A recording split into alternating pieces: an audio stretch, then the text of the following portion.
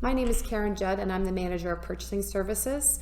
This presentation has been prepared to provide proponents with an overview of the call for submission for arenas and community halls.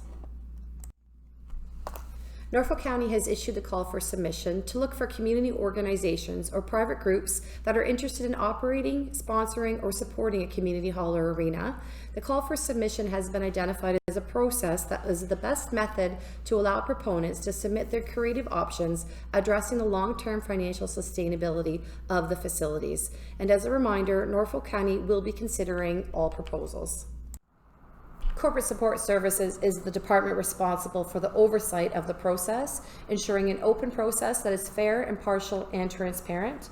For those of you that are participating on today's call, you may have already completed these next few slides. However, Linda Toff, Senior Procurement Officer, will now review the process of how to register and access the documents.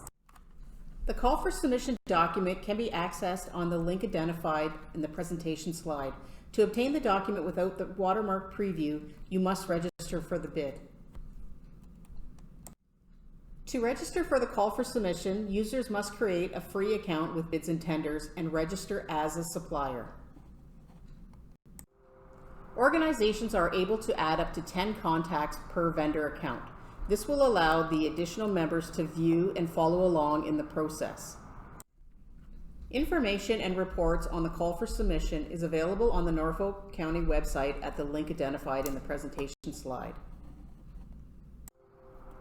Organizations will have the opportunity to ask questions at the end of this presentation. In addition, questions can be asked on the Bids and Tenders website using the Submit a Question feature. Responses to questions asked will be issued in an addendum posted on the Bids and Tenders website. This slide identifies the process to submit a question on the Bids and Tenders website. Thank you, Linda. We will now go through the CFS proposal options. Option number 1 of the call for submission is the license of facility or operator scenario. As outlined in Appendix B of the call for submission, the operator option would have the proponent oversee all of the required operations of the arena or hall, and the operator would be responsible for all operational matters. The term of the agreement to be executed is for a period of 5 years, with an option in favor of Norfolk County to extend this agreement on the same terms and conditions for an additional term of up to 5 years. This agreement would also contain an annual review to ensure the goals of the county are continued to be met. Option number 2 is for a community partnership agreement. Under this arrangement, Norfolk County is seeking a community partner to put forth a plan to increase revenue through sponsorships or other arrangements for the explicit use by the designated arena or community hall. And only one community partnership arrangement would be entered into by Norfolk County per facility. And finally, option number 3 is an unsolicited submission. These are for submissions for any reason other than the operation and management of a hall or arena or for the development of a community partnership arrangement.